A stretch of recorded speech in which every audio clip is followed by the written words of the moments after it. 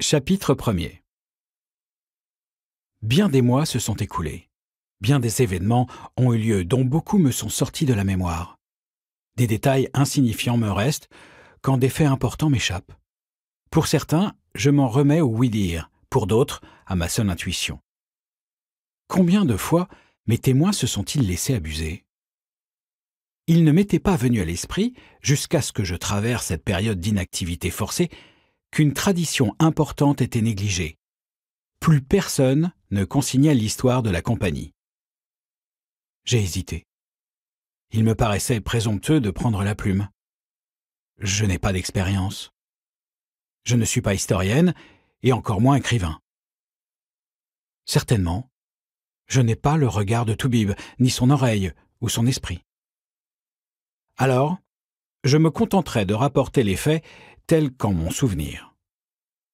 J'espère que mon rôle en son sein et l'empreinte qu'elle a laissée sur moi ne coloreront pas trop cette histoire. Voici, avec cette réserve, en addition aux annales de la Compagnie Noire et dans la tradition des annalistes qui m'ont précédé, le livre de Madame. Madame, annaliste, capitaine. Chapitre 2. L'observatoire était peu élevé, et la distance extrême. Mais Saul Singh ne s'y méprenait pas. Ils prennent une trempe. Les armées s'affrontaient devant la ville de Dejagor, au centre d'une plaine circulaire entourée de collines. Saul et 3 autres observaient. L'âme a grommelé un assentiment. Cordimateur, le plus vieil ami de Saul, n'a pas pipé mot. Il a juste commencé à dénuder une roche incrustée de terre du bout du pied. L'armée qu'il soutenait avait le dessous. Saul et Mater, tous deux blancs, l'un blond et l'autre brun, venaient de Roseraie, une ville située à 10 000 kilomètres au nord du champ de bataille.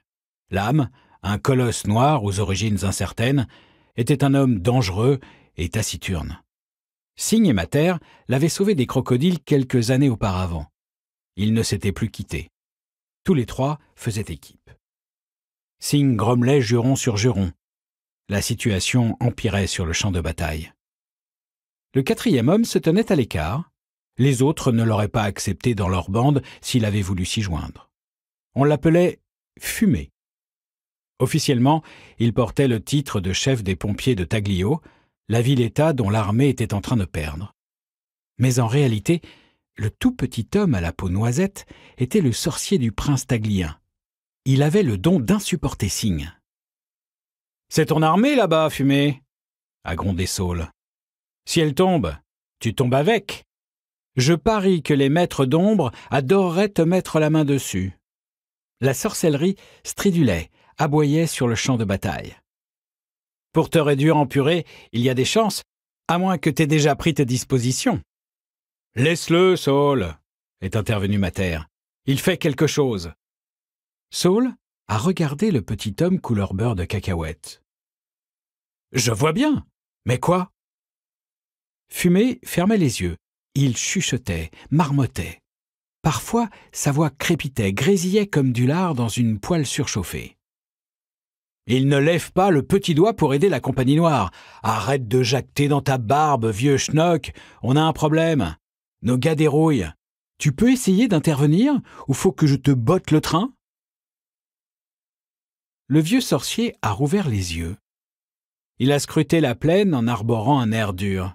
Singh doutait que l'étrange petit bonhomme eût d'assez bons yeux pour distinguer les détails. Mais avec Fumé, on ne savait jamais.